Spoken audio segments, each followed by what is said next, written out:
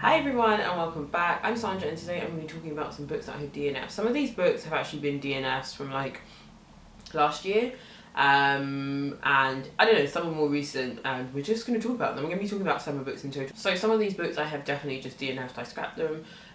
Some I still currently have them and want to read them, but I guess I'm really kind of unsure about whether or not I'll continue. I think I'm also probably going to talk about 2 that I considered DNFing but then also just ended up reading or listening to. The first book I'm going to speak about is Milkman by Anna Burns. This was the 2018 Man Booker Prize winner. And I picked this up in a charity shop like last year around April time. And I really tried to get into this, but I couldn't. I even tried like listening to it on Script, because it was on the Script app, to see like if maybe just listening to it would be a better experience. No, it was still the same. So Milkman, it says, in this unnamed city, everyone basically knows this, at an island during the Troubles. It says, to be interesting is dangerous. Middle sister is busy attempting to keep her mother from discovering her maybe boyfriend, and to keep everyone in the dark about her encounter with Milkman. But when first brother-in-law sniffs out her trouble and rumours start to swell, middle sister becomes interesting, and the last thing she ever wanted to be. To be interesting is to be noticed, and to be noticed is dangerous. Milkman is a tale of gossip and hearsay, silence and deliberate deafness. It is a story of inaction with enormous consequences. And it sounds really good, but I couldn't get into the writing style. You will hear that it's like the main character is called Middle Sister.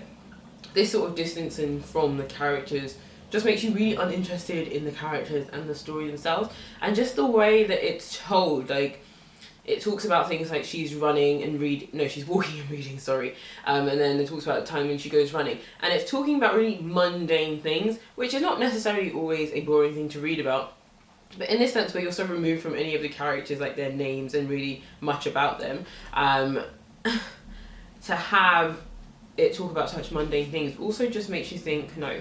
So I think in terms of reading it, I got to page 24 before I was like, I can't read this. So then I listened to it, and I think I listened to about 10% before I just gave it up. And I think for ages on my Goodreads, I just had it there because I thought I was going to pick it back up. But at some point, maybe it was in the beginning of January or the end of December, I just decided that I was not going to pick this back up again. To me, it just feels very abstract. It feels like very distant and uninterested in what it's trying to talk about. And I think it probably does get a bit better as you get into the story, but I don't think I'm willing to battle through it. And I also am really conscious of the fact that I have only picked this up because it was very much talked about, and then it obviously won the prize.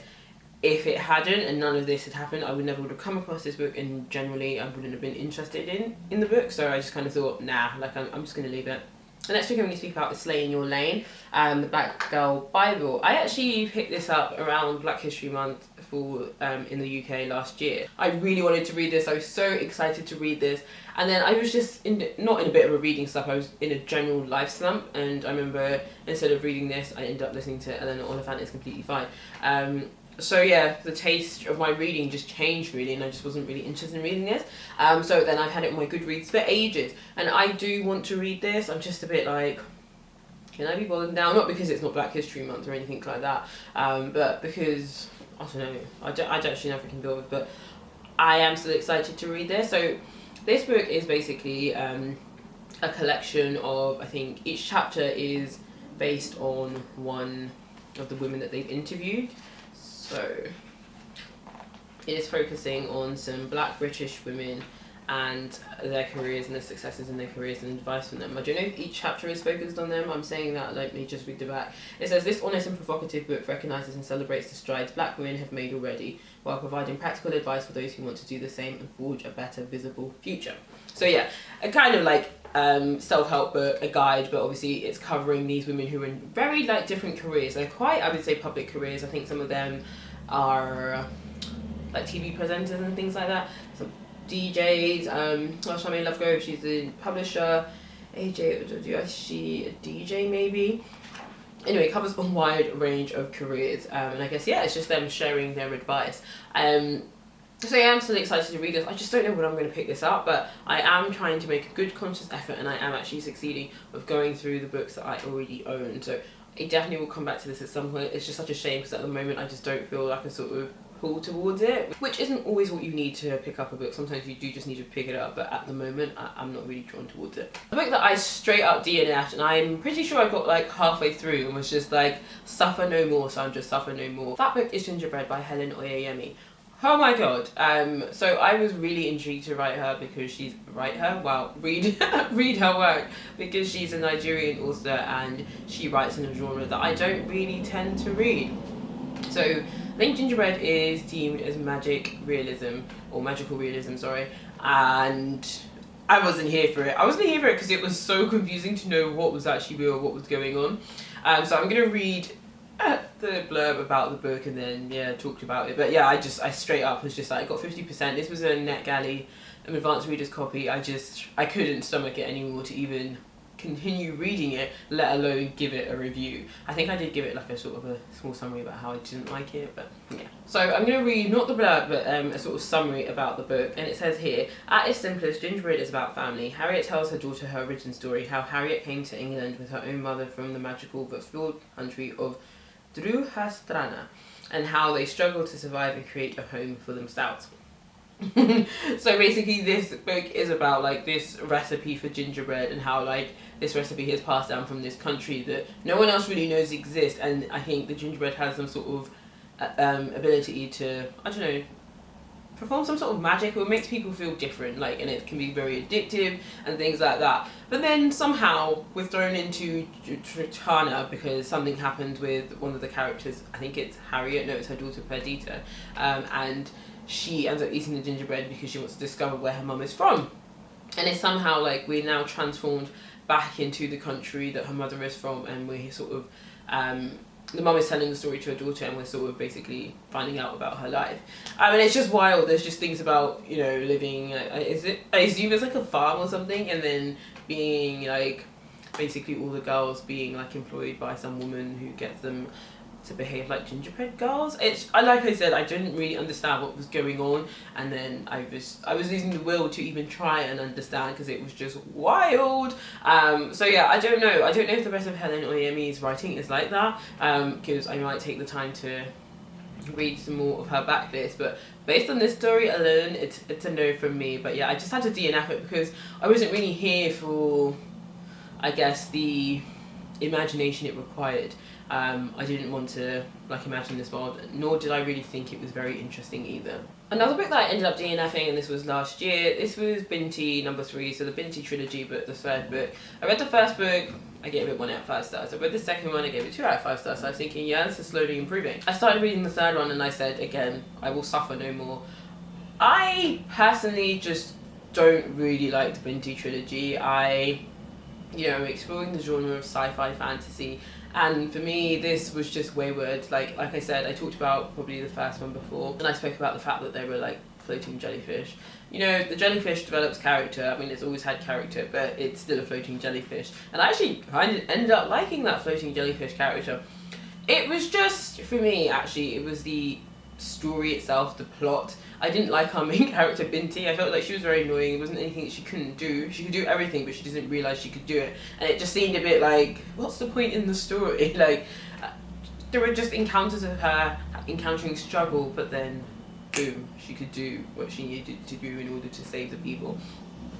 And to be honest, I just wasn't willing to read the third book again, to go through what we'd already gone through in the first 2 books, which is, oh, boo-hoo-hoo me, and oh, I've sort of saved everything, and probably a cliffhanger at the end. Oh, I assume not if it's the third book and it's wrapping it up. So if you don't know about the Binti trilogy, it's basically about a girl who, lives on this planet where I think everything is very, traditional. I say traditional, but quite modern. The world is quite modern, but they're traditional in the sense that, I guess, they don't really mingle with outsiders and stuff. And she's the first person from, her tribe and her family to go to this university, except she kind of sneaks off in the middle of the night and goes, because where she's from, people don't do that. They don't go to university or mix with other people.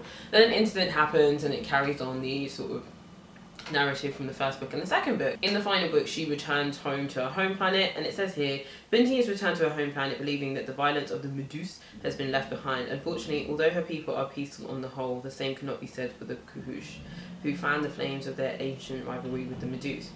Far from her village when the conflict starts, Binti hurries home, but anger and resentment has closely claimed the lives of many close to her. Once again, it is up to Binti and her intriguing new friend, Ewes, to intervene, though the elders of her people do not entirely trust her motive and try to prevent a war that could wipe out her people once and for all. And yeah, that's essentially what it's about. I mean, I wouldn't know what happened in the end because I didn't read it, but like I said, once again, it's up to Binti, and it's just like, so what were you people doing for years before this girl came along, right? It's just, yeah, I didn't like it. So yeah, I just decided to relieve myself of such horrible bondage, and I just put it down, and I will not, I think I am done in the Adegoke 4 reading realm, because I have also read by her Who Fears Death, and I didn't really enjoy that either. So yeah, it's a shame because I've heard so much about her and so many who really like her, but I'm not one of those people. Another book that I DNF'd, oh, and this is a chunky boy, this is A Brief History of 7 Killings by Marlon James. I was so excited to read this. This won the Man Booker in 2015, and I wanted to read this because I wanted to read his new release that came out last year in hardback, so I think the paperback probably comes out this year, which is like Red Wolf, Black Leopard. I think that's actually it, yeah, I think I'm correct. So I started reading this. I got to page, oh, I got quite further than I thought I did.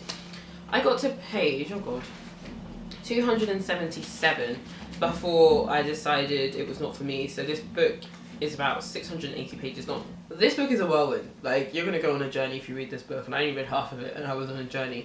Yeah, there were mad things happening. There were a lot of things happening. And when it became clear to me when I got halfway through, so I got halfway through, which takes place in a different year, I suppose, like it's gone further down in the years. And I got there and I decided that I was actually quite confused about the book and like what was happening, so I decided to like Google what I had read so far. You know, like one of those websites that breaks down the summary.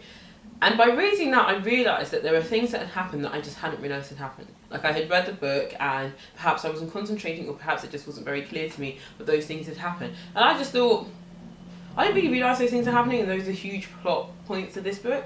I don't really feel like I like this book, and what's the point in me continuing? I also think the book is quite like violent. I wasn't really here for it. There's a lot going on. So I'll read the back of this book so that you can know what it's about. 7 gunmen storm Bob Marley's house, machine guns blazing. The reggae superstar survives, so the gunmen are never caught. From the acclaimed author of the Book of Night Women comes a dazzling display of masterful storytelling exploring this near-mythic event. Spanning 3 decades and crossing continents, A Brief History of 7 Killings chronicles the lives of a host of unforgettable characters. May I just say, a lot of them are very forgettable. Unforgettable characters: slum kids, one-night stands, drug lords, girlfriends, gunmen, journalists, and even the CIA. Gripping and inventive, ambitious and mesmerising, A Brief History of 7 Killings is one of the most remarkable and extraordinary novels of the So yes, there was so much happening in this book. I was just like, what? There were so many characters. I don't know what half these characters were doing. Like, in a film, it would work very well. Because, you know, you have people milling about in life generally. In the book, some of these characters, oh my god, they could have been stripped down. There was so much going on. And I think particularly in the parts where there was loads of violence going on and things being organised, that was just so, I want to say the word dizzying. It just felt so intense and so, I won't say rushed, but not rush written. Like, I get the atmosphere he was trying to create, and he very much did create that. But then it's a very strong contrast to like talking about sort of CIA operatives or people who are journalists for the Rolling Stones, and it's just like, what are they doing here? Like, it was such a, like, we would go and talk about them, and it was so slow paced, and I was just like, I don't really care about them, and like, why is this now so slow? So yeah, you were just swinging back and forth between this really fast paced thing and then this slow paced thing, and neither were very interesting, I'm not gonna lie. So yeah, I ended up picking this book down because I was like, yeah, it's hella violent for one. I don't really understand what's going on. I've clearly missed the point of a lot of things happening. And I also don't care. There was this one woman who, I think in the second half is now going by a different name, who's just hanging around the house, and you're just there like, and you know, for each character, we have their sort of narrative of what their family life is like, what it was like before, what it is currently. Honestly, and because none of these characters are likeable, you find it really hard to even care about their past. So yeah, I was continuously perplexed by this book when I was reading it. So I was got to the point I was like, I will not read this anymore. I'm done. Another book that I started reading last year and also put down last year is Nausea by John Satre. I just put on a weird accent when I think of his names. I got to page 48 and then put this down. I just find this very dense, like it's very hard to read. I'm pretty sure I mentioned it in a book haul last year because this was part of a bunch of books that my boyfriend got for me for Valentine's Day. I do actually plan on picking this up. I feel like this is also a really hard book to read because if you're having an existential crisis, this book is hard to read, and I feel like that is currently me all the time. So I don't know at what point I can pick up this book and not be like, oh my god. So I'll read the back of this, but it doesn't really actually tell you what it's about. But Nausea is both the story of the troubled life of a young writer, Antoine Roquetin, and an exposition of one of the most influential and significant philosophical attitudes of modern time. I'm going to struggle to say this word, existentialism, yes. The book chronicles his struggles with the realization that he's an entirely free agent in a world devoid of meaning. A world in which he must find his own purpose and then take responsibility for his choices. A seminal work of contemporary literature, philosophy, Nausea evokes and examines the dizzying, that's the word I was looking for earlier, the dizzying angst that can come from simply trying to live. Like, sounds so good, but also at the same time I'm like, am I ready for more existentialism? I don't think I am. But I will try and pick up this book again. And I think also, I'm not one of those people that's a mood reader, but I think I'm going to try and pick this up like in the summer, maybe when it's like officially spring. Like it feels like it's kind of a depressing book to pick up during winter. Like, to be fair, in Scotland it's getting a bit like springy now, you know, the clouds are not grey anymore, the sky is a bit bluer. So, you know, it might be time to actually tackle this book again. But yes, I just remember thinking that this book was very dense and very tough to get through. So the final book I'm going to speak about is actually one that I considered DNFing and then I didn't, so yay. And that is Kenkey for Ewes, and this is a short story collection, but I listened to it on script. I just kept forgetting to listen to it. There were many other books that I wanted to listen to on script, so every single time I went to script I wasn't like really drawn to it. Kenkey for Ewes is a short story collection by Ghanaian authors. I assume it's also curated by someone who's Ghanaian. And they're just really nice. They're just really nice, simple, short stories.